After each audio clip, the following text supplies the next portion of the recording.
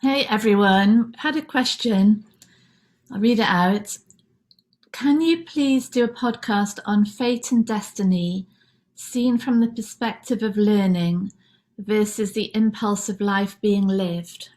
Hmm. Fate and destiny is a really fascinating topic from this exploration of behavior and learning and conditioning because really there's an inevitability, isn't there, in terms of the program that gets put into the mind body. You're like this is how the world is, this is what's necessary to do to be loved, to be successful, to um, be worthy, and off you go. And so that program runs, and because of what's believed, and that comes from this conditioning, actions are inevitable. Certain actions are inevitable from that belief, and certain there's only certain options available from that belief. There's a finite space in which behavior can unfold, and so there is a sense of, from that unquestioned, like the unquestioned set of beliefs that makes up the idea of self and makes up the idea of reality, there is a sort of fate in that. Really, we could say that there's only certain ways available of responding to any event. There's only certain ways of hearing what people are saying. It has to come within this unquestioned reality of what I am. And ironically, it's a vicious circle, that really, isn't it? Because the more rigidly that's held, this is what I am, this is what you are, everything that happens just feeds into that belief. With the mind as an evidence seeking storyteller, everything is more and more evidence for this story of self. And so the patterns become more entrenched, the behavior increasingly limited down to these sort of narrow tram tracks of what's possible given what's believed. And so there's an inevitability of that pattern just replicating over and over and over again, which I guess, if we're talking about fate or destiny, that could be where those words come in, isn't it? There's a like it's sort of destined in a way from what's been learned. This outcome is almost predetermined. And I think maybe there's an underlying knowing of that, like when we're in these habits, we're in these patterns, we're in these conflicts, we're in these doubts and limitations and depressions and anxieties, and there's just this, where can this go other than more of the same?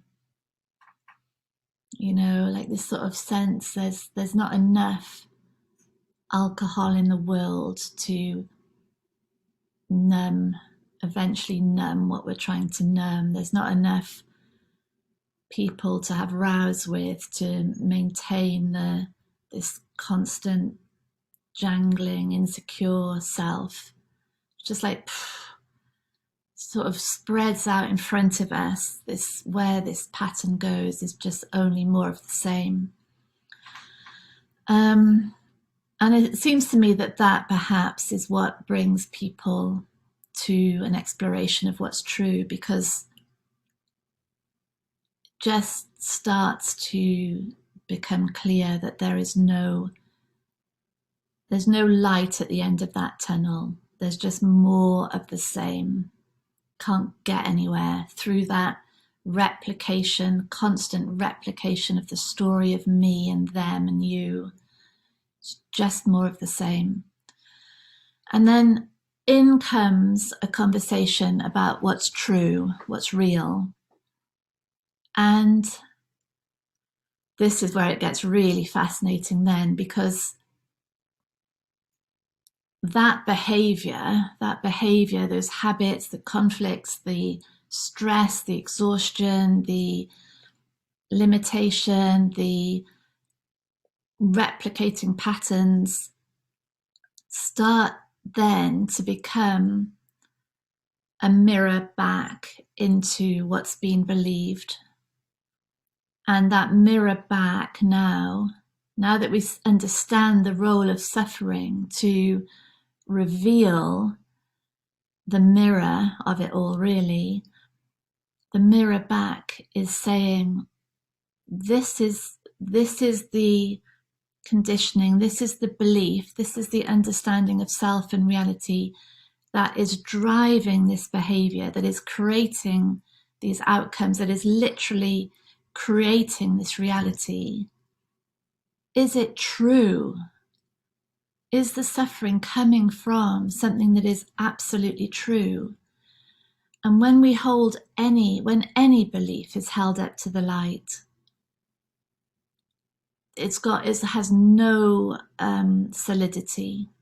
Any thought is seen for the transience that it is. And now there's this whole reversal. So instead of reality and behavior reinforcing the destiny of this mind body, what happens is that behavior and reality start to undo the destiny of that conditioning, starts to unravel the conditioning, because there's no foundation for it anymore. It can't be believed anymore. And now what? As the conditioning becomes more and more obviously only that which was learned, only that was taken blindly from perceived authorities, parents and peers and schooling and media, all of which is only ever a inherited belief themselves, an inherited way of doing things for themselves, and could be equally insane in its understanding. When that's realized, and this whole program, this whole machine, this mechanism starts to have some space in it, starts to open and get more fluid, get more available for inquiry, get more open to confrontation, really, open to seeing how this suffering is continually pointing the way to what's not true. It's continually revealing a whole density of self-idea and reality that has no foundation in truth. Then what? Then what is left? All that remains then is life animating a form, and the form makes it possible to explore this world of other forms.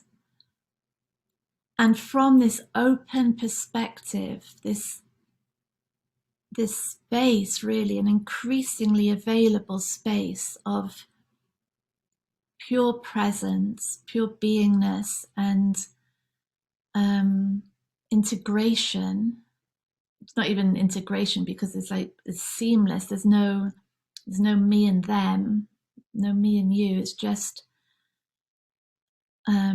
the form is whatever's out there is me.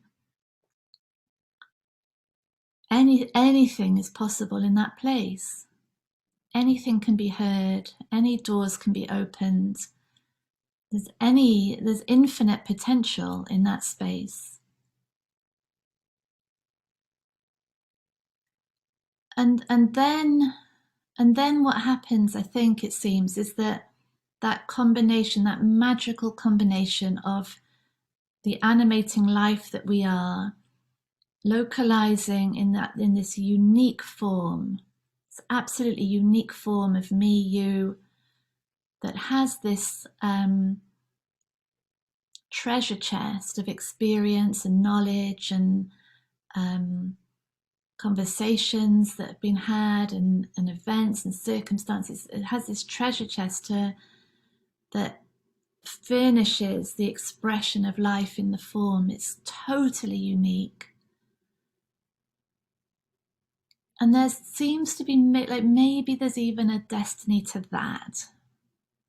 It's not the rigid destiny of this dream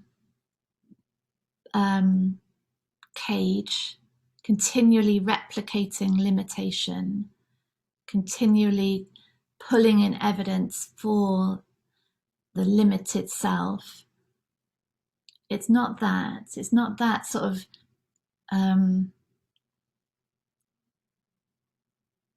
inevitable repetition. It's not destiny in that sense. It's destiny in the sense of our deepest purpose, maybe. Because if we consider that life is, the whole purpose of life is to reveal what we are, this, and then in that revelation, this self-identity becomes less and less the thing, and then there's just life force in a form, expressing, exploring, being, living. And we have no clue. The mind can never know what will come from that space. The mundanity of it and the miracle of it, you know, the mundanity of life, the miracle of life in form doing the washing up, or miracle and mundanity, or a word said from that space to a child or someone in the shop, or a word written down. You know, who knows what the destiny of unconditional love, peace, joy, beauty, expressed in that unique form of you, without the insanity and confusion of that search to make ourselves okay, to define ourselves and be someone. And without that insanity, what would unfold? What would be witnessed by the settled mind? What miracle would be seen? Because that's the other thing, I think, as well, when the jangling, seeking, insecure, resisting self-identity mind settles down, there's a witnessing space, and this witnessing space gets to see the miracle, gets to see the